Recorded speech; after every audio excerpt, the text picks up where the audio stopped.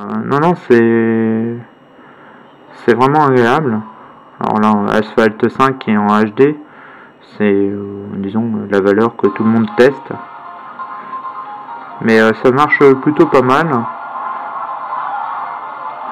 J'ai fait un test avec un HTC Desire HD.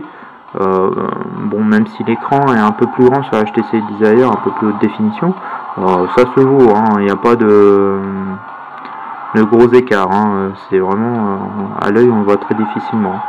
Mais vous voyez, on voit vraiment ça marche bien. Bon, là c'est une vidéo, ça fait que c'est assez fluide, mais bon, j'ai vu des téléphones où faire juste des vidéos comme ça laguait. Là, ça tourne plutôt pas mal. Le son est correct, que ce soit en MP3 ou une autre chose qui est par contre super bien, bah, c'est qu'on peut mettre de la micro SD. Et ça c'est super agréable, c'est à dire que bah, là vous n'êtes pas bloqué aux 8 Go qu'il y a dedans. Vous pouvez rajouter une carte de 16, de 32 pour mettre vos vidéos, vos photos, votre musique. Il y a vraiment aucun souci.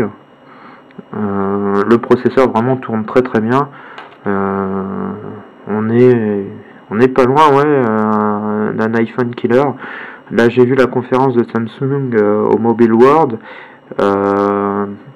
Ils sortent le nouveau, je crois, début d'été. Il faudra voir encore ce que ça donne, parce qu'apparemment ils ont augmenté avec des nouveaux processeurs. Je pense qu'il y a vraiment, ils tiennent un bon filon. J'espère que le nouveau sera aussi bien, parce que c'est vraiment agréable à utiliser. Bon, après, vous voyez, ça lag pas, ça tourne plutôt bien. On n'a vraiment aucun souci là-dessus. Hop, je voudrais arrêter, je sais plus comment on fait. Hop, voilà, hop, quitter. Ouais. Non, plutôt sympa. Vraiment un bon téléphone. Ce que je pense, c'est dommage qu'il faudrait faire un mix entre un Galaxy S et un iPhone. Je pense qu'on arrivera à avoir un truc vraiment sympa. J'ai vraiment apprécié, pareil, la synchronisation avec j'ai beaucoup de comptes Google, et la synchronisation se fait que vous récupérez tous vos contacts, tout nickel tout de suite. C'est vraiment sympa. Le système de navigation de Google est vraiment sympa aussi, et beaucoup plus performant que celui du Windows Phone, mais pareil, manque de maturation. Le désavantage, moi j'aime bien le TomTom sur iPhone. Après, c'est à l'utilisation, mais c'est vraiment un téléphone chouette. Vraiment sympa. Je vous le conseille si vous voulez pas avoir d'iPhone parce que c'est Apple, parce que c'est verrouillé, que vous avez envie de bidouiller. Ouais, parce que ça il faut bien aimer. Si vous aimez bidouiller et tout ça, je vous le conseille. Franchement, très bon téléphone pour ça. Si vous voulez un truc plus carré pour quelqu'un qui est disons moins geek et qui aime moins l'informatique, qui veut vraiment un truc qui fonctionne, je vous conseillerais la Finecast. Moi je suis partagé entre les deux, j'adore bidouiller, ça fait que j'adore ce téléphone là parce qu'on peut faire plein de choses pour les menus, pour tout ce qu'on veut, changer, trouver les applis. On trouve plein de trucs sur internet, il y a des forums pour Galaxy S et même pour que ce soit HTC Desire et différents modèles. Non, c'est pour bidouiller, c'est génial. J'adore bidouiller et c'est ce qui me manque sur l'iPhone, que j'aime bien sur ce modèle là. Là je suis arrivé sur un compromis entre les deux, entre j'utilise celui-là pour tous les jours parce que j'ai toutes mes applis, tout il synchronise, et avoir celui-là à côté, et puis dès que je veux jouer machin, je discute avec des potes, je remonte 2-3 trucs et tout, et j'aime bien, j'aime ce côté à modifier, pouvoir chercher, on se monte des nouveaux trucs, on télécharge des applis, des nouveaux jeux, et c'est le côté sympa. Je l'avais avec l'iPhone, souvent on discutait, j'ai pas mal de potes et de collègues qui ont des iPhones, et souvent on se passait des applis et tout, mais bon, ça reste, vous voyez, la modification de fond. Là j'ai fait un effet 3D qu'on peut voir un peu au fond, l'effet en cube comme ça. Là j'ai tout modifié, parce que je vous montrerai celui-là d'origine qui est de chez Orange. Il n'a rien à voir, il est dégueulasse. Là voyez l'effet au cube. Bon, je sais qu'on peut tout modifier, mais il faut le jailbreaker et tout ça. Il faut aussi connaître un minimum, même si c'est pas compliqué de le jailbreaker, que là tout se fait d'origine, quoi. Il n'y a rien, il n'y a pas besoin d'aller s'amuser à télécharger un logiciel, d'attendre que la nouvelle version puisse s'amuser à la jailbreaker et tout ça. C'est là tout, on peut le faire d'origine, et c'est ça qui est agréable. C'est ça que j'apprécie sur l'Android, c'est que il n'y a pas besoin d'attendre la nouvelle version, parce que là moi je suis encore en 4.1 sur l'iOS. On peut le passer là en 4.2. Mais j'attends, je me dis qu'il y a 4.3 ils vont la jailbreaker, je passerai en 4.3, c'est le bordel parce que des fois ça plante, on perd ses données, bon, c'est pour ça, là vraiment sympa. Deux reproches, le logiciel de synchronisation de chez Samsung qui marche en plus que sous Windows.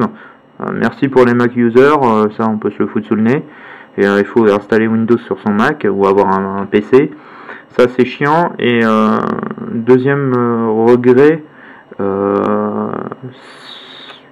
même pas de deuxième regret parce que tout le reste est de qualité.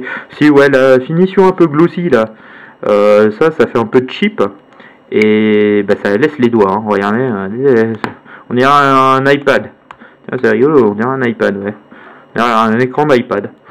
Ça prend les doigts.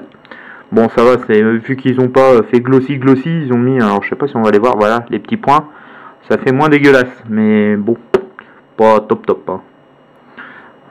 Voilà, bon, ça c'est fond d'écran et tout, on s'en fout.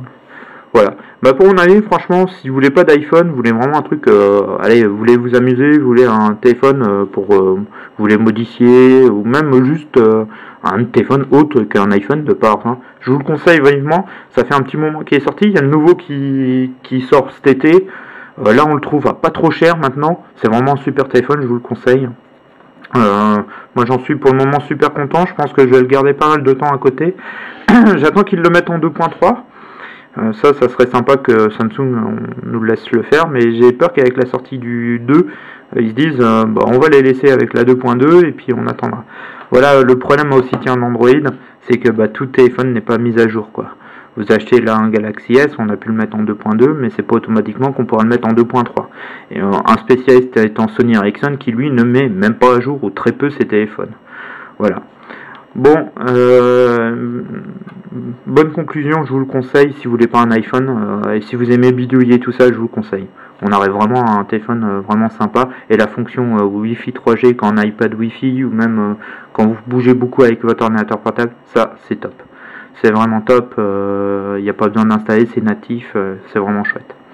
Voilà, en tout cas j'espère que cette vidéo vous aura plu. Je vais revenir juste sur l'iPhone 4 blanc. Je l'ai commencé à le modifier. Le problème qu'il y a, c'est que la vis tactile que j'ai reçue était HS. Fait que j'ai dû la renvoyer. Je devrais la recevoir une nouvelle bientôt. Vu que ça vient de Taïwan, ça met un petit peu de temps. Logiquement, je devrais l'avoir, je pense, d'ici une semaine, une bonne semaine. En tout cas, tout monté blanc, il claque. Et je comprends pas Apple avec ses problèmes de rétroéclairage qui allumait le blanc. Parce que moi, j'ai pas du tout le cas avec ce que viennent de Chine. Alors, je sais pas, en plus, les pièces, elles sont un peu olé, mais je sais pas ce que ça donne. En tout cas, il n'y a pas de souci. Les prochains podcasts, je sais pas ce que ça va donner. Je dois recevoir normalement un SSD OCZ. Voir, je sais pas si je vais le monter sur le PC ou si je vais le monter sur le Mac. Je vais voir ça. Autrement, on verra, il y a plein d'autres choses. Puis n'hésitez pas à me contacter ou à laisser des commentaires, que ce soit sur YouTube ou sur le site. Voilà, j'espère à très bientôt sur exohour.free.fr. C'était Exoa, ciao.